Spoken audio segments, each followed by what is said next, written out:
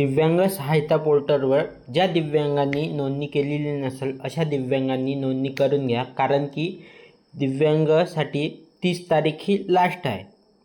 तर नमस्कार मित्रांनो, आजची ही बातमी अत्यंत महत्त्वाची आणि गरजेची आहे. त्यासाठी मी व्हिडिओ बनवत आहे, कारण की खूप दिवसापासून माझी तब्येत पण बरोबर नव्हती, त्यामुळे व्हिडिओ बनवायला थोडा वेळ झाला. आणि व्हिडिओ पण खूप चांगला आहे.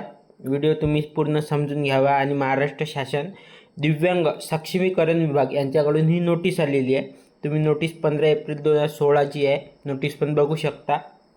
आणि मित्रांनो, एवढी आवश्यक ही नोटीस आहे की तुम्ही बघू शकता. विषय काय आहे, दिव्यांग लाभार्थ्यांची दिव्यांग सहायता पोर्टलवर नोंदणी करण्यावर जेवढे पण महाराष्ट्रामध्ये दिव्यांग असेल, 21 प्रकारचे कोणते पण दिव्यांग असेल, जे 40% किंवा 40%च्या वर अशा दिव्यांगांनी दिव्यांग सहायता पोर्टलवर नोंदणी करणे हे आवश्यकच आहे.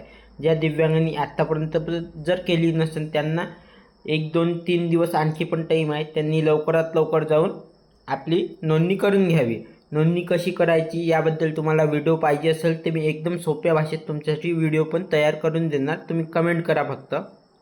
तर बघू शकता, राज्यात दिव्यांगांना विविध शासकीय योजनेचा लाभ देणे तसेच त्यांच्या पुनर्वसनासाठी उपरोक्त उपक्रम दिव्यांग क्षेत्रात काम करणाऱ्या स्वयंसेवी संस्थांवर राबविण्यात येतात.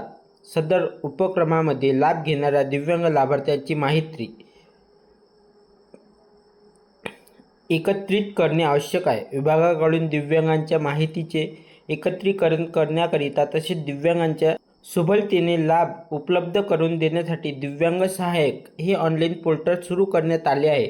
सर्व दिव्यांग लाभार्थ्यांची माहिती एकत्रित स्वरूपात उपलब्ध व्हावी, त्यासाठी आपल्या केंद्रामध्ये लाभ घेणाऱ्या सर्व दिव्यांग लाभार्थ्यांची नोंदणी दिनांक 30 एप्रिल 2026 पर्यंत सदर पोर्टलवर करण्यात यावी. तसेच आपल्या केंद्रामध्ये लाभ घेणाऱ्या सर्व दिव्यांग लाभार्थ्यांची माहिती शासनाला उपलब्ध करून देण्यात यावी, ही नम्र विनंती.